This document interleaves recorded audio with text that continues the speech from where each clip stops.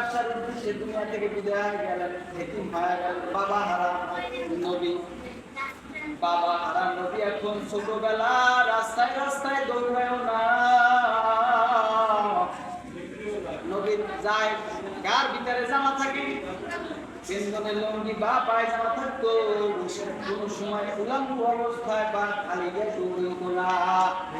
এই কথা কন্যা গা নবী আলাইহিস সালাম একদিন গেলেন, মাঠে গেলেন, তার মা আমিনা তালাশ করতেছে আমার বাবাই কই গেল মুহাম্মদ।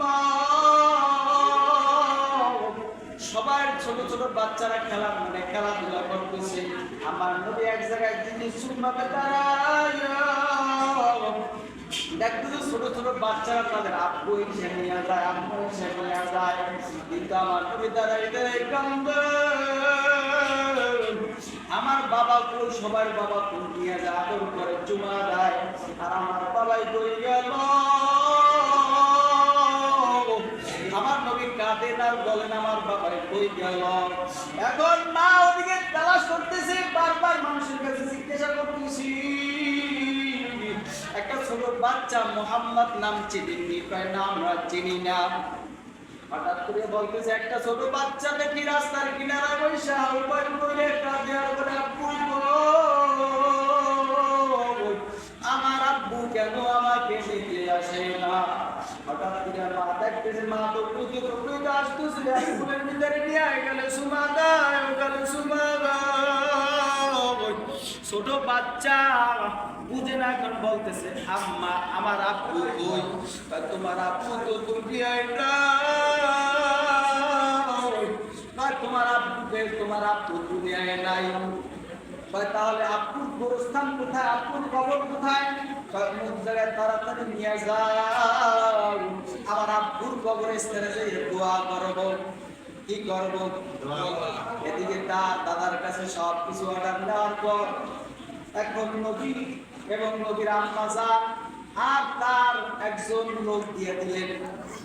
লোক দেওয়ার পর যাইতেছেন কবর দেখিয়া বলতেছে এই তোমার বাবার কবর।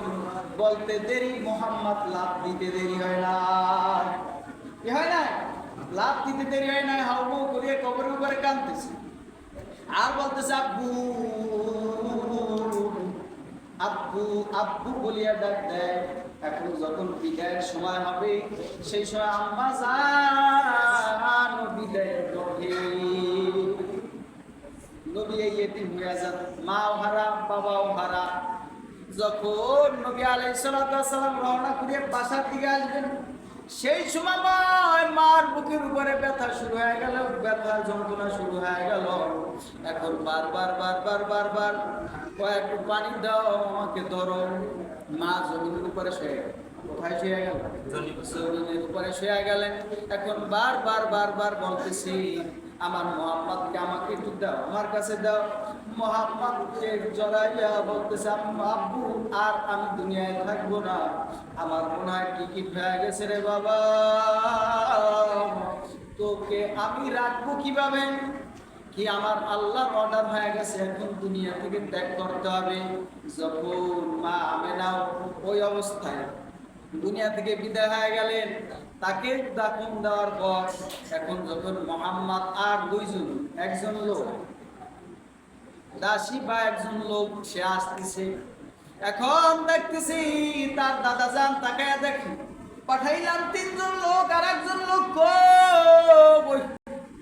এখন দেখতেছি ছোট বাচ্চা আর তার দাসী তাকে পাঠানো হয়েছে, কিন্তু তাকায় দেখতেছি বারবার গোড়া থেকে নামার পর দাদার গলায় গড়াইয়া বলতেছে দাদা আব্বুর কবর দেখতে যাইয়া আমি মাকেও হারাইয়া ফেলাইলাম। আমার দয়ার নবী এতিমদেরকে এত মহব্বত করতেন, এত ভালোবাসতেন। একদিন রাস্তার কিনারায় বসে দেখতে একটা ছোট বাচ্চা কান্দে, মাও নাই কি নেই বাবাও নাই, কান্দতেছেন। এখন বলতেছে বাবা তোমার মা কই, তোমার বাবা কই? তা আমার হুজুর আমার বাবাও নাই, মাও নাই। ওই বাচ্চাকে তার সঙ্গে নিয়ে আসেন, ওই বাচ্চাকে নিয়ে তার একটা চাদর মোবারক সিরিয়া তাকে একটা পোশাক বানাইয়া দিলেন। পোশাক বানাইয়া বলতেছে, বাবা আমার কাঁধে ওঠো, পিঠে ওঠো, আমার কাঁধে উঠো। না নদী, আপনার কাঁধে ওঠার মতন আমার কি নেই, শক্তি নাই, করতে পারবো না। আমি বলছি উঠো। যখন বাচ্চা কাঁধের ভিতরে উঠলেন, নবী হাঁটতেছেন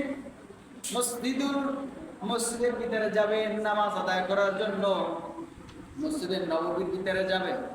সেই সময় সব বাচ্চারা তাকায় রয়েছে, দেখছো এই বাচ্চা এতিম, মাও নাই বাবাও নাই, নবীর কাঁধে উঠিয়া কত সুন্দর মসজিদে যাইতেছে। মসজিদে নিয়ে আসলেন, আসার পর তার পাশে মিম্বারে বসাইলেন। কোথায় বসাইলেন?